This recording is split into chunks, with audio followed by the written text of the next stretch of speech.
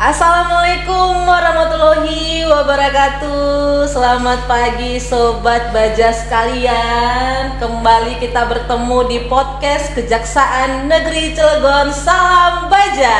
Rani, adil, jujur, akuntabel, dan humanis. Oke, Desi, kita hari ini nih di pagi di Kamis tanggal 24 Agustus. Yes, 2 Agustus 2023, Kakak. Kita kedatangan tamu nih, Des. Iya, tamu spesial lagi nih. Datang di podcast Kejaksaan Negeri Cilegon. Kira-kira siapa ya, Kak Ahmed ya? Jadi, ini kita perkenalkan dulu. Ya. Kita kedatangan tamu dari Badan Pengawasan Pemilu Kota Badan Cilegon. Pengawas Pemilu Kota Cilegon. Yang mana di momen saat ini kita kehadiran Pak Ketuanya langsung. Pak Alamsyah. Iya, Pak Alamsyah, dan juga ini dengan Bu Neng.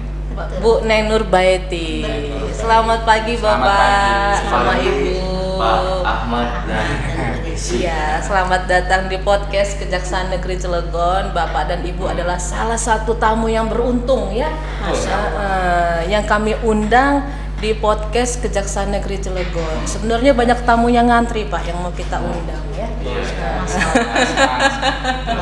Iya, masuk waiting list. Waiting list, Karena memang iya. ini momennya pas. Iya, momennya ini sudah pas. bulan-bulan menjelang 2024. Benar. Ada apa sih Kakak Ahmed di 2024 itu? 2024 saya nyunatin anak saya. Oh, bukan.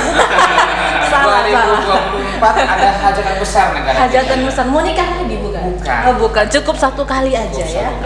2024 itu negara kita Republik Indonesia akan menyelenggarakan hajatan nasional yang namanya pemilihan umum. Oh, pemilu. Pemilu Ya. di 2024 ada pemilihan legislatif, ada Yes. pemilihan presiden, bahkan untuk daerah ada pilkada. Pilkada.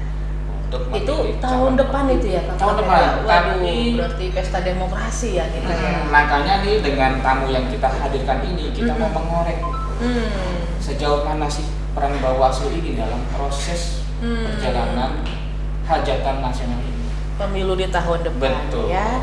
Oke. Makanya selamat pagi nih Pak Alam. Pak Bu Alam, Neng. Bu Neng. Sebelum Selamat kita pagi. mulai, saya pengen tanya nih, Pak Alam dan Bu Neng ini terkait dengan Bawaslu Kota Cilegon. Bawaslu Kota Cilegon ini sebenarnya kalau dari susunan kepengurusan mungkin bisa dijelaskan oleh Pak Alam mungkin. Iya. sebelumnya selamat siang ya. Oh, Hah? siang. Siang. malam. Podcast ini kita nggak tahu ya bicara. Iya. Betul. Karena kalau siang dan malam kita tetap bilang pagi. Tapi kita Karena memang Cilegon ini jam 7 pun udah siang. kita sepakati aja semangat pagi. Semangat pagi. Iya. Sebelumnya salam kenal juga Pak Ahmad dan Bu Desi. Betul. Dan tadi untuk menyapa sahabat Kejaksaan siapa? Sobat Baja. Sahabat Baja. Sahabat Baja Ya. semuanya, salam sehat dan semoga kita semua diberi kesehatan dan dirahmati. Amin. Baik, terkait komposisi atau tata kerja di Bawaslu Kota Cilegon. Kebetulan Bawaslu Kota Cilegon minggu ini belum lama akhir masa jabatan. Jadi untuk bicara Bawaslu, Badan Pengawas Pemilu ini serentak untuk pemilihan ketua dan anggota Bawaslu se-Indonesia. Oh, berarti Pak Alam dan Bu Neng ini masa jabatan yang baru ini maksudnya? Betul, masa jabatan baru untuk periode 2023-2028. 2023-2028. Jadi baru kita dilantik kemarin ya, hari Sabtu. Berarti masih Sabtu. kinyis-kinyis Iya, berarti iya. ya. Ibaratnya masih Betul. seger gitu Masih ya. seger. Nah, untuk di Bawaslu Kota sendiri kita dengan jumlah pimpinan ada 3. Oh, 3. Dengan Komisioner ya? Komisioner. Oh, oke. Komisioner dengan komposisinya ketua, anggota 2. Dan dari masing-masing pimpinan ini kita mengampu divisi-divisi. Oke. Nah, sebelumnya untuk kabupaten kota 8 kabupaten kota di Banten Banten, ya, khususnya Cilegon hanya 3 gitu. Apa tuh alasannya Pak Ketua? Untuk kabupaten kota lain 5. Nah, untuk aturannya sebenarnya dari jumlah penduduk. Gitu, dari jumlah penduduk. Mungkin ya di Cilegon ini banyak pendatang ya. Jadi mungkin kurang ya untuk pencatatan segala macam, untuk domisili dan sebagainya itu masih orang-orang luar. Untuk saat ini Bawaslu Kota Cilegon masih 3 gitu, dengan komposisi ketua dan 2 anggota.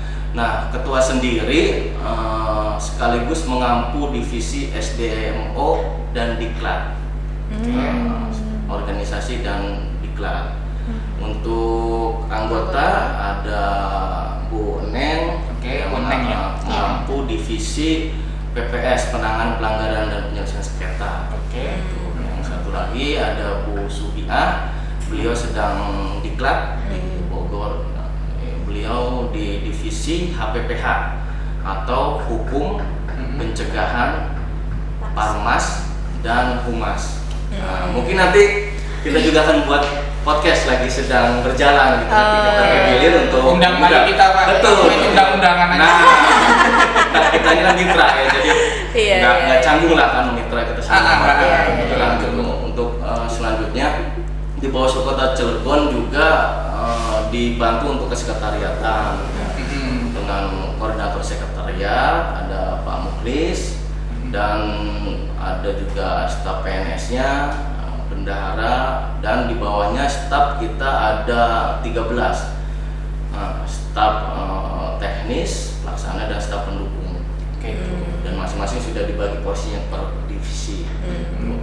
Nah, untuk selanjutnya secara hierarkis kita juga sudah membentuk ya, sudah dan berjalan ada Panwaslu kecamatan, Panwascam ya, dan Panwaslu tingkat kelurahan PKD. Itu sudah terbentuk dan sudah berjalan, dan di masing-masing wilayah sudah ada sekretariat juga, dan dibantu juga untuk kesekretariatan staf-staf, teknis dan pendukung begitu. Kalau yang Panwas itu tupoksi mereka itu apa? Kayak di panitia pengawas di kelurahan sama di kecamatan, sejauh apa ini mereka? Sama untuk terkait tupoksi gitu, mengawasi di wilayah tingkat kecamatan, masing-masing ya. Di wilayah tingkat kecamatan, si per tahapan pemilu ini. Nama jenjang sampai PKD, dan untuk jumlah PKD pengawas kelurahan itu hanya 1. Oh, kelurahan 1. Kalau kecamatan? Betul, kecamatan 3 sama kayak gitu. kota. Gitu. Kenapa angkanya beda, Pak? Ya, Kan aturan gitu. Ya kalau bicara komposisi agak jauh juga dengan KPU kan gitu. Agak jauh kan, ngejrot lah gitu kan. Apalagi kita tahu kan ya mungkin Bawaslu sesuai dengan tugas pokok fungsinya kan ini kan termasuk berat ya mungkin ya Pak Ketua ya. Karena mungkin kalau yang tadi Bapak jelaskan kan Bawaslu ini nantinya yang akan memantau potensi pelanggaran yang terjadi dalam tahapan pemilu ini. Nah, terkait dengan itu apa aja sih langkah-langkah yang sudah dilaksanakan oleh Bawaslu sebagai apa ya leading sektornya untuk ini? Mungkin bisa dijelaskan oleh Pak Ketua atau mungkin dari langsung ke Neng. Mungkin dalam hal ini ya tadi itu kalau Bawaslu kan jelas ya tagline-nya juga mengawasi, mencegah, dan menindak. Gitu. Pastinya metode-metode pencegahan dan penindakan yang kita terapkan. Dan untuk mungkin yang lebih jelasnya bisa Bu Neng menyampaikan juga terkait divisi penanganan pelanggaran. Oke, di bidang Ibu Neng ya ini. Bidang Ibu Neng. Nanti orang-orang nanti laporan yang ke Bu Neng ini ya. Gabung dulu digawangi oleh Bu Neng. Begitu. Saling ini. Silakan Bu Neng. Baik, terima kasih. Kebetulan saya divisi penanganan pelanggaran dan penyelesaian sengketa.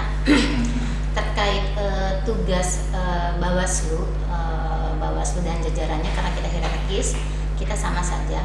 Kita pertama dari pasal 101 kita melakukan pencegahan dan penindakan. Kita lebih mengutamakan pencegahan daripada penindakan. Karena sesuai dengan tagline Bawaslu, awasi, cegah, dan tindak. Seperti itu. Sama halnya dengan Panwas kecamatan. Panwas kecamatan juga melakukan pencegahan penindakan, pengawas kelurahan, juga sama, karena memang kita hierarkis di kota ada Bawaslu kota, di kecamatan ada Panwaslu kecamatan, dan kelurahan ada Panwaslu kelurahan. Memang dari komposisi itu sendiri terkait kenapa kita 3, tidak seperti Bawaslu Kabupaten Serang, Kota Serang, itu terkait karena memang jumlah penduduk yang telah diatur oleh Undang-Undang 7 2017. Memang jika sudah mencapai 500 itu sudah komposisi 5. Kebetulan kan di Kota Cilegon ini masih di bawah 500, sehingga komposisinya masih 3 seperti itu.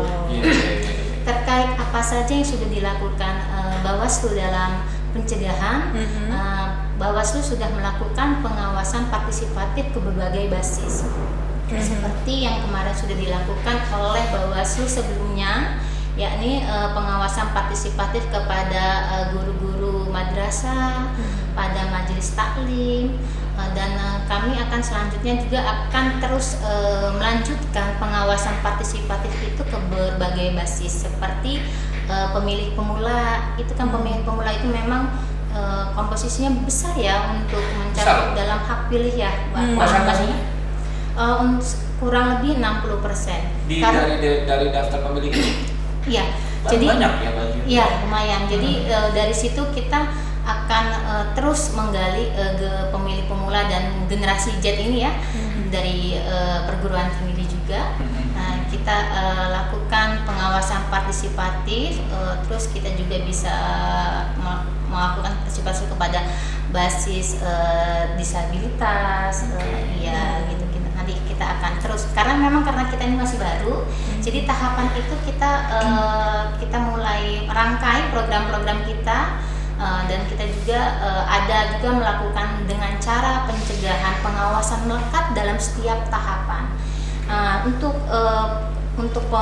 tahapan seperti pemutahiran data pemilih, kita melakukan pencegahan, melakukan pengawasan melekat terhadap pemutahiran data pemilih, di mana pemutahiran data pemilih juga kan termasuk potensi krusial untuk kita, sehingga dari jenjang pengawas kelurahan desa, pengawasan kecamatan ikut terjun langsung dalam pengawasan melekat dalam kegiatan setiap rangkaian secara referensif, untuk memastikan bahwa setiap warga negara Indonesia Kota Cilegon dapat ikut pesta demokrasi tahun 2024 ini. Memenuhi hak-haknya ya, memenuhi hak-haknya seperti itu. Sehingga kita melakukan pengawasan melekat, terus kita juga dalam tahapan sekarang pencalonan, kita juga melakukan pengawasan melekat, sehingga dalam potensi untuk tahapan pencalonan ini kan memang sudah masuk dalam rangkaian penetapan daftar calon sementara, di mana memang ada potensi krusial seperti sengketa antar peserta pemilu dengan penyelenggara pemilu. Namun alhamdulillah di Bawaslu sampai saat ini untuk pengajuan sengketa di Kota Cilegon memang belum ada. Belum ada ya, untuk saat ini belum ya. ada ya. Belum ada. Semoga tidak ada. Iya. Harapan kita begitu ya. Iya. Seperti itu. Seperti itu. Benar-benar. Oke. Kan tadi disinggung nih Bu Neng ya terkait mengenai Bawaslu itu punya ibaratnya pencegahan ya. Sejauh apa tadi adakah melakukan sosialisasi ke masyarakat bahwasannya pemilu itu harus begini, dihindari yang begini? Ada nggak dari Bawaslu itu program sosialisasi ke warga masyarakat? Iya, sosialisasinya dengan pengawasan partisipatif itu, Bu. Pengawasan partisipatif. Iya, jadi sosialisasi itu kita bentuknya pengawasan partisipatif, mengajak pada masyarakat untuk mengawasi bersama-sama dalam setiap tahapan pemilu, dan mengajak untuk dapat bekerja sama dan dapat siap melaporkan apabila terjadi pelanggaran-pelanggaran yang ada di wilayah tersebut. Karena memang itu ya, keterbatasan personil juga di lapangan. Ya. Karena memang komposisi kita komisioner 3, panwascam 3, dan staff-staffnya pendukungnya 2, teknisnya 3. kita bayangkan jika di suatu tempat, daerah atau kelurahan yang mau melaporkannya 5 atau 10, Dan kita dibagi-bagi kemana aja? benar. Dan menjadi catatan juga kan kalau ada TPILU ya, tindak pidana pemilu ini kan jangka waktunya kan cepat ya. Betul. Ya. Tidak sama dengan pidana umum lainnya gitu. Ada range waktu yang dimana 7 hari itu harus sudah menentukan sikap gitu. Jadi kalau potensinya sangat besar ditambah dengan SDM yang meminimalisir dan terbatas, ini ya mungkin agak sedikit PR gitu ya. Makanya tadi harapan kita Sobat Baja sekalian dari Bawaslu ini punya program untuk melakukan sosialisasi gitu ya, untuk pencegahan bagaimana pesta demokrasi ke depan itu jangan sampai ada sengketa-sengketa ataupun polemik-polemik yang terjadi. Itu kira-kira ya. Terus gini, Kak Desi. Ya, gimana Kak Kita Amer? tadi udah ngomongin soal sengketa, Iya. soal potensi pelanggaran. Sekarang mungkin saya mewakili Sobat Baja dimanapun kalian berada. Iya. Di seluruh Indonesia, pelosok-pelosok negeri. Terkait dengan tugas pokok fungsi dari Bawaslu, tentunya terkait juga dengan penanganan pelanggaran pemilu. Nah, rekan-rekan Baja pengen tahu nih, mungkin Bu Neng mungkin bisa menyampaikan mekanismenya atau alurnya seperti apa sih? Ketika mulai ada laporan, siapa yang bisa melaporkan, terus lewat mana? Karena kan gini, kita pun mungkin Kak Desi tahu, kita pun sudah punya posko pemilu virtual. Iya. Karena kan apakah ya mungkin kita bisa berkolaborasi segala macam? mengingat Bawaslu dan Kejaksaan kan satu atap di sentra Gakumdu. Betul. Gitu nih.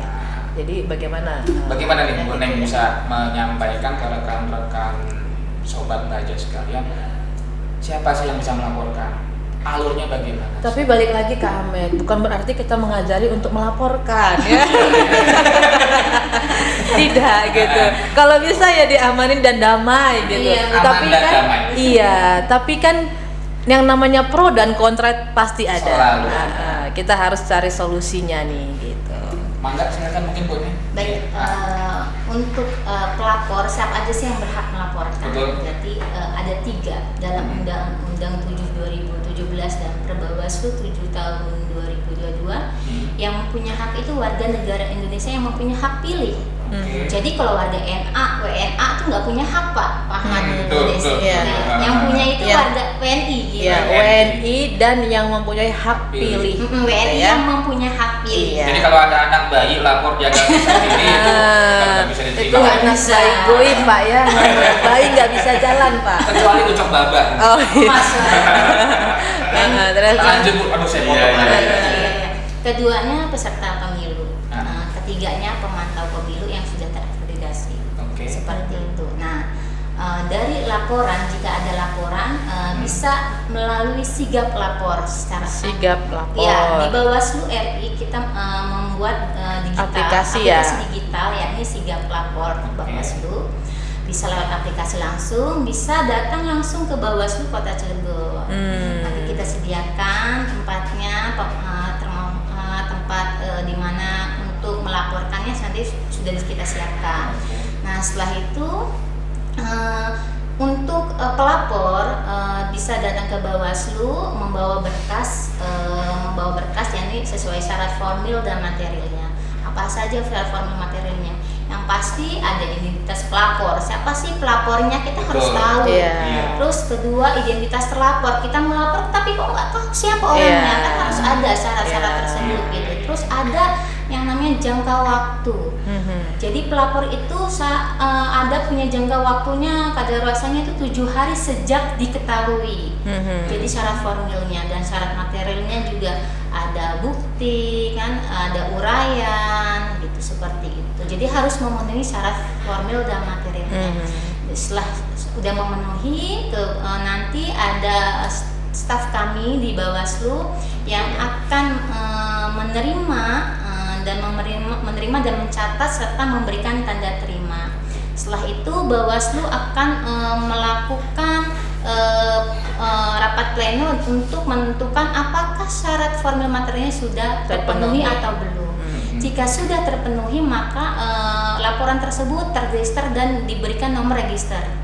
Jika belum, akan dikembalikan lagi kepada pelapor dengan punya masa waktu 2 hari kerja seperti itu. Untuk melengkapi Untuk laporan. melengkapi, Oh. gitu, untuk melengkapi berkas tersebut. Jadi punya waktu. Sumpama ada kekurangan alat bukti atau barang bukti, bisa disitulah ada waktu spare untuk memperbaiki berkas tersebut. Oke. Setelah juga jika sudah terregister, maka Bawaslu punya waktu 7 hari.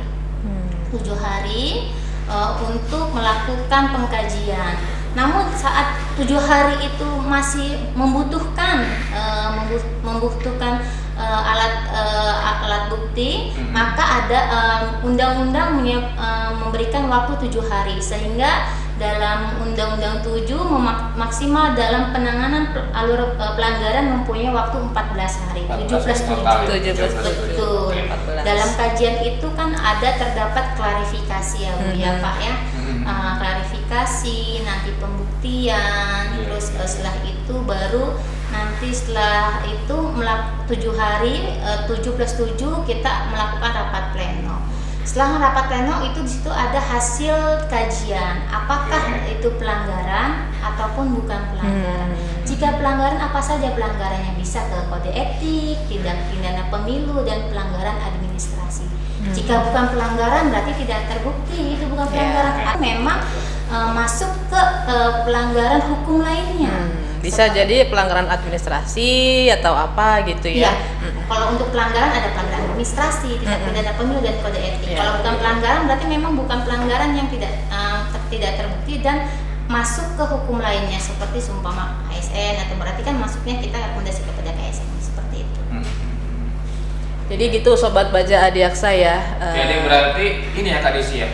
Kalau ada laporan, ada terlapornya tapi nggak ada nama pelapornya tetap nggak bisa. Nggak bisa. Jadi syarat formil dan material itu harus terpenuhi. Iya. Jadi kembali lagi, ketika memang ada laporan, jangan sampai melaporkan hal yang memang itu masih hoaks ya, ya kan. Sekarang kan banyak ya Kak Amet ya, Betul. unsur-unsur kebencian, nggak suka sama orang, main lapor aja gitu kan. Yang ditujukan siapa juga kagak tahu kan gitu ya. Nah, padahal karena unsur sakit hati gitu ya, kebencian sama itu, hati-hati karena ada undang-undang ITE sekarang. Makanya Ya. juga nanti para pelapor, lapor ke Bawaslu jangan lapor beras habis. Nggak masuk tidak Beras pidana habis Nggak masuk ya lapor, itu, Pak. beras habis ke Disperindak nanti kayaknya ya, dikasih beras sama Disperindak. Gitu. Ya intinya itu ya alurnya itu ya. Harus alurnya ya. Alur penanganan pelanggarannya seperti itu. Iya. Seperti itu. Nah, ada yang mau saya tanya lagi nih. Berarti kalau kayak gitu, kita kan awam ini kan mengenal yang namanya sentra gakumdu. Prosesnya sentra gakumdu itu sudah mulai berjalan aktif, terlibat di mana tuh? Di 7 plus 7 itu. Untuk sentra gakumdu nanti terlibatnya setelah putusan dari rapat pleno itu. Oke. Seumpama jika tindak dari rapat pleno itu memutuskan bahwa itu pelanggaran tindak pidana pemilu, Oke.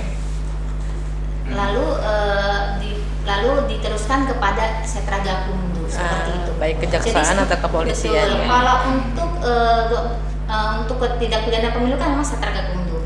Tapi kalau kode etik bisa diteruskan kepada DKPP, Dewan Kehormatan Penyelenggara Pemilu, seperti itu.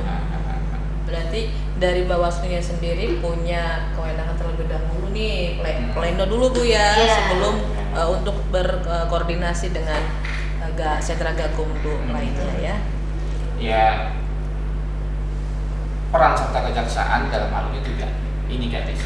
Ya. Kami juga berusaha untuk membantu menampung mungkin aspirasi masyarakat, makanya kami juga punya produk yang namanya posko pemilu Posko pemilu. virtual. Iya. Intinya seperti itu. Tentunya kan ini akan kedepannya akan menggandeng Bawaslu Ya. terkait pelaksanaannya. Makanya kami sampaikan bagaimana prosesnya segala macamnya tadi terkait dengan itu.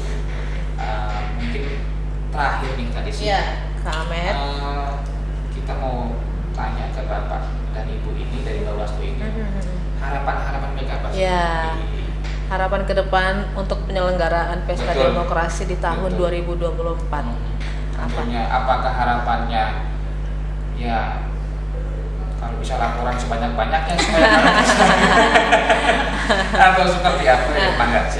Harapan-harapan ke depannya mungkin Pak Ketua. Baik, untuk harapan pemilu 2024 nanti, Iya. ya saya pikir ini ya kerja kita bersama ya, selain Oke. kelembagaan, pengawasan ini kan Bawaslu berharap lebih ke preventifnya, gitu. Lebih ke preventif.